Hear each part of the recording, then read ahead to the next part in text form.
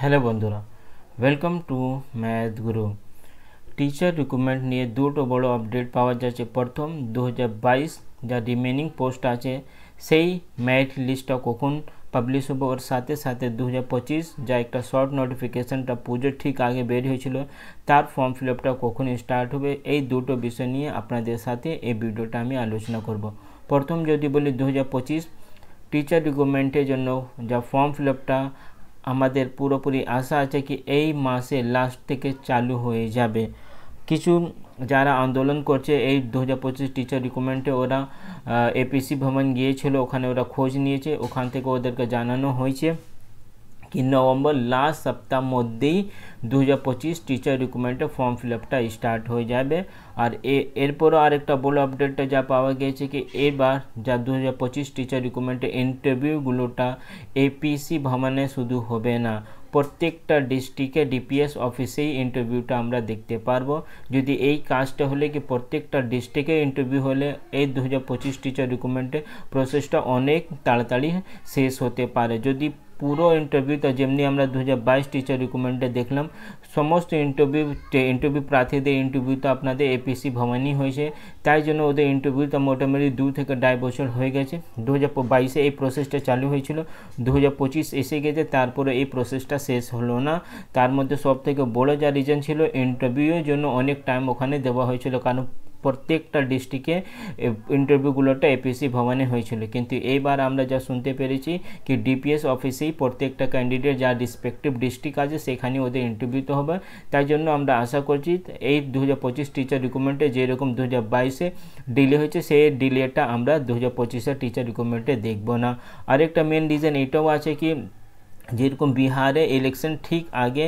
10 লাখ সরকারি চাকরি দিয়েছিল নীতিশ কুমার, সেইটাকে দেখেই টিএমসি গভর্নমেন্ট শিখ নিয়েছে আর ওরাও চেষ্টা করছে কি যত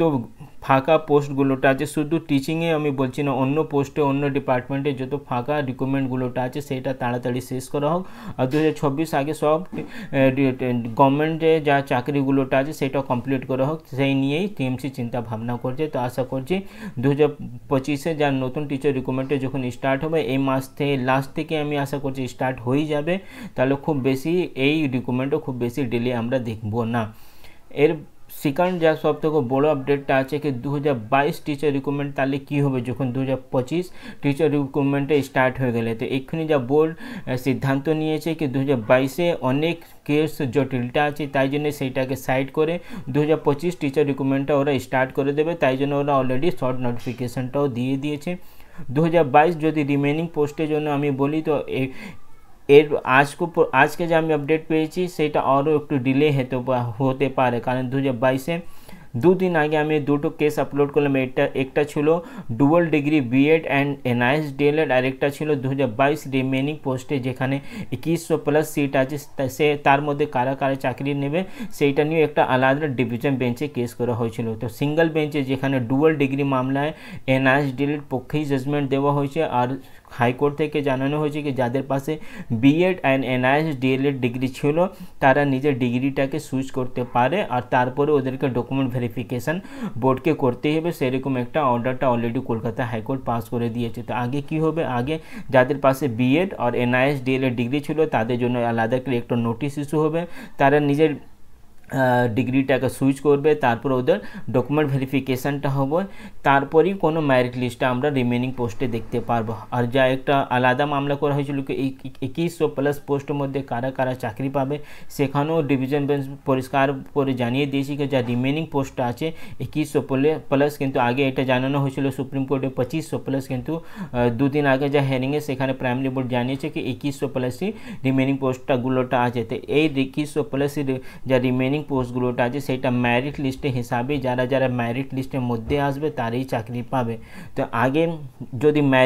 মেরিট লিস্টটাই আমরা যদি কনসিডার করি তো আগে যাদের ডুয়াল ডিগ্রিটা ছিল বিএড অ্যান্ড এনআইএস ডিএলএড, আগে ওদেরকে ডকুমেন্ট ভেরিফিকেশানটা করতে হবে, কারণ কলকাতা হাইকোর্টে সিঙ্গল বেঞ্চে এমনি একটা রায় দিয়েই দিয়েছে, ওদের আগে ডিগ্রিটা সুইচ করানো হবে, তারপরে ওদের ডকুমেন্ট ভেরিফিকেশানটা হবে, তারপরে একটা ওভারঅল মেরিট লিস্টটা আমরা দেখতে পারবো। তো এই পুরো প্রসেসগুলোটা আবার আমি ধরে নিয়েছি 10 থেকে 15 দিন মিনিমাম লাগবে। তো এই এই মাসে 2022 টিচার রিক্রুটমেন্টে কোনো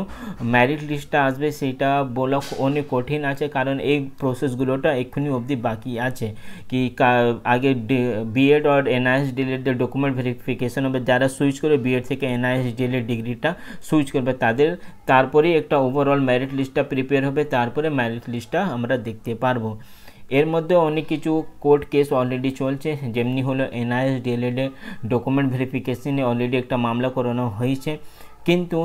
এই এনআইএস ডিএলএড ক্যান্ডিডেট যারা কেস করেছে, আমি যতদূর খোঁজ নিয়েছি আর আমার যা একটা অভিজ্ঞতা আছে কি ওরা ওয়েট করছে কি আগে প্রাইমারি বোর্ড এনআইএস ডিএলএডে নিয়ে কী পদক্ষেপটা নিচ্ছে সেটা আগে দেখাও, কারণ যদি প্রাইমারি বোর্ড এনআইএস ডিএলএডদেরকে ম্যাক্সিমাম ক্যান্ডিডেটদেরকে ডকুমেন্ট ভেরিফিকেশন নামে বাদ দিলে তারপরে ওই কেসটাকে ওরা তুলবে, কারণটা এখনই কেসটা তুললে প্রাইমারি বোর্ড ওখানে পরিষ্কারভাবে জানিয়ে দেবে কি আমরা যা যা ডকুমেন্ট ভেরিফিকেশন জন্য যা নোটিশটা দিয়েছি সেখানে তো কোনো জায়গা মেনশন নেই কি এই সব ডকুমেন্টটা কম্পালসারি আছে, তাই জন্য একটু ওয়েট করতে হবে আগে মেরিট লিস্টগুলোটা পাবলিশ হোক, কোন ডকুমেন্টটাকে প্রাইমারি বোর্ড ভাবছে কি এইটা মানে একটা গুরুত্বপূর্ণ ডকুমেন্ট আর এটা না দিলে ডকুমেন্ট ভেরিফিকেশন দেখে বাদ দেওয়া হবে, তাই জন্য একটু ওয়েট অ্যান্ড ওয়াচ কন্ডিশনটা চলে এসেছে। আগে প্রাইমারি বোর্ড নতুন লিস্টটা যখন পাবলিশ করবে তারপরেই আমি আশা করছি যা কলকাতা হাইকোর্টে ডকুমেন্ট ভেরিফিকেশন নিয়ে কেস করানো হয়েছে তারপরে ওই কেসটাকে তোলা হবে কলকাতা হাইকোর্টে। এর সাথে সাথে অনেক কনফিউজ আছে কি আমরা 2025 টিচার রিক্রুটমেন্টে যদি ইন্টারভিউটা চলে আসলে এনআইএস ডিএলএডটা বসতে পারবে কি পারবে না, আমি 100% শিওর এনআইএস ডিএলএডটা বসতে পারবে, কারণ না বসার জন্য কোনো ওখানে প্রশ্নই নেই, কারণ ওখানে কলকাতা সুপ্রিম কোর্টে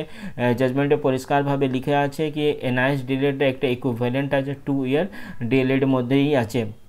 কিন্তু যদি তারপরে এনআইএস ডিএলএডদেরকে কোনো সমস্যা হলে নিশ্চিত কলকাতা হাইকোর্টে কেস হবে, কিছু মানুষ অলরেডি কেসের জন্য প্রিপারেশনটা নিয়ে নিচ্ছে, যদি দরকার হলে আবার কলকাতা হাইকোর্টে সেই কেসটা ফাইল করানো হবে। এর সাথে সাথে আমি কালকেও একটা আপডেট মাধ্যমে আপনাদেরকে জানিয়েছি কি বিহারে এনআইএস ডিএলএডদেরকে একটা বড় জয় হয়েছে,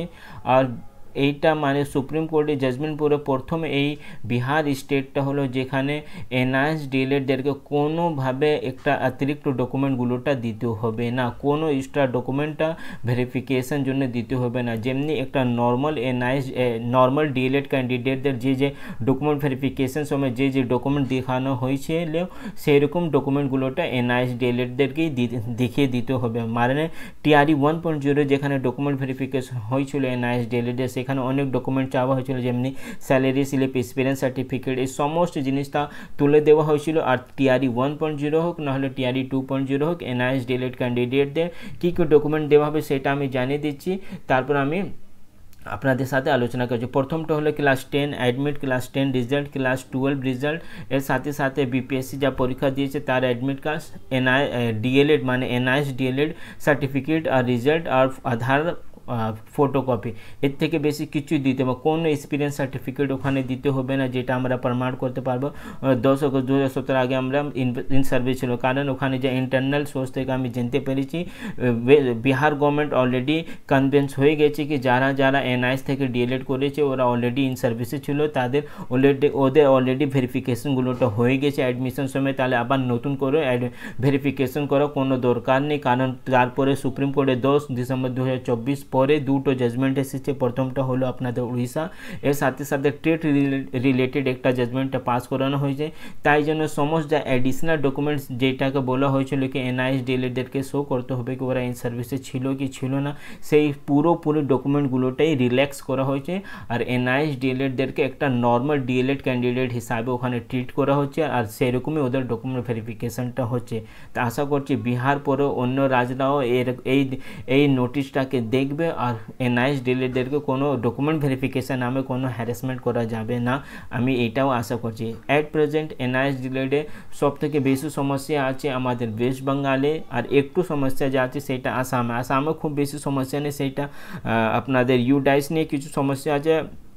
আর এটা খুব ইম্পর্টেন্ট হয়েছে কি এই 12 ডিসেম্বর 2025 আবার গুয়াহাটি হাইকোর্টের ডিভিশন বেঞ্চে যে এনআইএস ডিএলএড ডকুমেন্ট ভেরিফিকেশন মামলা নিয়ে একটা অলরেডি লিস্টিং হয়ে গিয়েছে। এখানে প্রথমবার হবে কি এনআইএস বোর্ড থেকে অ্যাডভোকেট দাঁড়াবে আর উনি কোর্টে গিয়ে জানাবে কি এই কোর্সটা কী করে করানো হয়েছিল, কারা কারা এই কোর্সের জন্য এলিজিবল ছিল, সমস্ত কিছু ওখানে এনআইএস বোর্ডই নিজেই জানাবে। তো একটা আমাদের এইটা প্লাস পয়েন্ট হলো। এর সাথে সাথে বিহার এই নোটিশটা এটা 13 তারিখে মানে পরশু দিনই এই নোটিশটা পাবলিশ করা হয়েছে, কিন্তু পাবলিক ডোমেনে কালকে এই নোটিশটা এসেছিলো। সেই ভিডিওটা আমি অলরেডি হিন্দি ল্যাঙ্গুয়েজে বানিয়ে দিয়েছিলাম, কিন্তু অনেক এমনি ক্যান্ডিডেট আছে যারা হিন্দি ঠিকঠাক করে বুঝে না, তাই জন্য আমি এই নোটিশটাকে একবার আবার আপনাদের সাথে আলোচনা করে দিয়েছি। আর এইগুলোটা প্রিন্ট আউট করে আমাদের পাশে রাখতে হবে, দরকার হলে এই সমস্ত ডকুমেন্টগুলোটা আমাদের প্রাইমারি বোর্ডে গিয়ে দেখিয়ে দিতে হবে কি দেখুন আগে কি সমস্যা ছিল বিহারে, তারপরে যা দুটো নতুন জাজমেন্ট এসেছে, তারপরে পুরোপুরি নোটিশগুলোটাই বিহার চেঞ্জ করে দিয়েছে।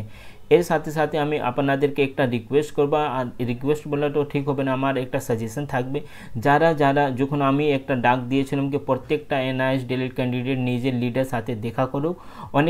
অনেক এনআইএস ডিএলএড ক্যান্ডিডেটরা নিজের লিডার সাথে দেখা করেছে অলরেডি। তো আমি ওদেরকে বলবো কি যে লিডার সাথে আপনারা দেখা করেছিলেন ওর মধ্যে মিনিস্টার ছিল, তার সাথে সাথে অনেক এমপি ছিল, এমএলএ ছিল, তাদের সাথে আবার আপনারা দেখা করুন আর ওদেরকে জিজ্ঞেস করুন কি আমাদের যে সমস্যাটা আমি আপনাদেরকে জানিয়েছিলাম সেই সমস্যা কি হলো, আপনারা কোথায় এই সমস্যাটাকে তুলেছেন, তার আপডেটটা কি। অ্যাকচুয়ালি আমাদেরকে সেম মিনিস্টারের পাশে গিয়ে সেম এমপির পাশে গিয়ে এই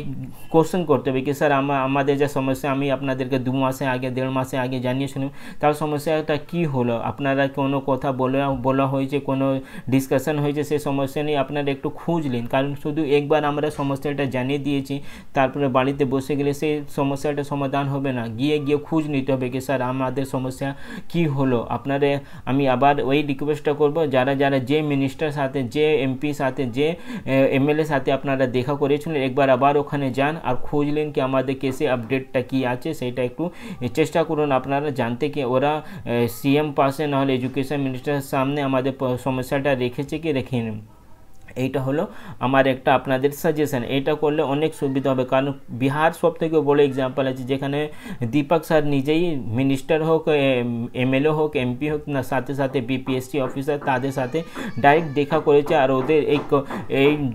ওনার যা একটা ছিল কি আমি এই সব ডকুমেন্ট ভেরিফিকেশন নিয়ে সমস্যাটা আমি কোর্টে যাবো না, আমি ডাইরেক্ট গভর্নমেন্টের সাথে কথা করে এই সমস্যাটা সমাধান করে নেবো। আর সেইটাই হয়েছে, ডাইরেক্ট উনি গভর্নমেন্টে বড় বড় যা অফিসার ছিল, এমএলএ ছিল, এডুকেশন মিনিস্টার সাথে দেখা করে ডকুমেন্ট ভেরিফিকেশন সমস্যাটা ওখানে সমাধান হয়ে গেছে। আর পুরোপুরি 100% সমাধান হয়েছে, কোনো অ্যাডিশনাল ডকুমেন্টটা ওখানে এনআইএস ডিএলএডদেরকে শো করতে হবে না। আর পরবর্তীকাল থেকে ওখানে যা ইন্টারনালি আমরা জানতে পেরেছি এনআইএস ডিএলএডদের কোনো আলাদা এনআইএস ডিএলএড হবে না, একটা নর্মাল ডিএলএড হিসাবে ওদেরকে ট্রিট করা যাবে। তো এই কাজটা আমরা কেন করতে পারবো না, আমরা তো অনেক এমপি এমএলএর সাথে অলরেডি দেখা করে নিয়েছি, একবার গিয়ে ওখানে খোঁজ আমাদেরকে নিতে হবে কি আমাদের কেসে আপডেটটা কি আছে। আর আবার একটা চেষ্টা আমাদেরকে করতে হবে এডুকেশন মিনিস্টার সাথে ডাইরেক্ট দেখা করে আমাদের সমস্যাটা ওনাদের সামনে রাখানো একটু চেষ্টা করতে হবে। কারণ মাঝখানে এই পুরো যে একটা আন্দোলন ছিল কি আমরা প্রত্যেকটা লিডার সাথে দেখা করবো সেটা পুরোপুরি বন্ধ হয়ে গেছে, সেইটা বন্ধ হয়ে গেলে ঠিক নেই। কারণ এখনই তো ভ্যাকেন্সিটা আসেনি, ভ্যাকেন্সি যতদিন আসবে না যখন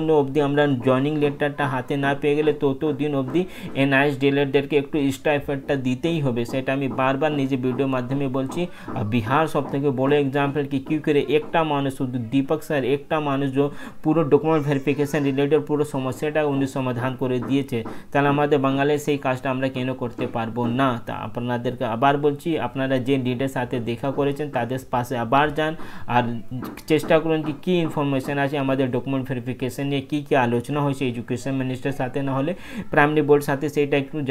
জানানো আপনারা চেষ্টা করুন। এর মাঝখানে কোনো নতুন আপডেটটা আসলে আমি আপনাদেরকে দিয়ে দেবো। চ্যানেলে নতুন থাকলে চ্যানেলকে সাবস্ক্রাইব করুন। Thank you.